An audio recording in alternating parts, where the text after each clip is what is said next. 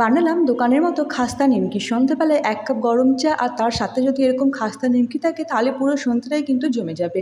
তার জন্য আমি এখানে রুল ময়দা, অল্প একটু নুন, অল্প একটু কালো জিরা, হাতের তালুতে আমি ঘষে নিয়েছি, অল্প একটু জোয়ান আর ১.৫ থেকে ২ চামচের মতো পাম তেল দিয়ে ভালোভাবে এটা মিশিয়ে নিয়ে অল্প অল্প জল দিয়ে একটা ময়দার ডো করে নিয়েছি।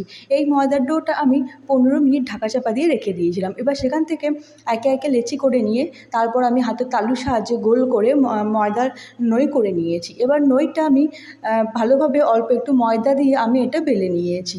এবার তার উপর অল্প একটু পাম তেল আর অল্প একটু ময়দা দিয়ে ভালোভাবে এটা মিশিয়ে নিয়ে আমি আড়াআড়িভাবে এটা মুড়িয়ে দিয়েছি। তার উপর আবার একটু পাম তেল আর রুল ময়দা দিয়ে আবার এটা ভালোভাবে মিশিয়ে আবার এটা আমি মুড়িয়ে দিয়েছি। এবার এটা আমি আলতো হাতে ভালোভাবে বেলে নিয়েছি।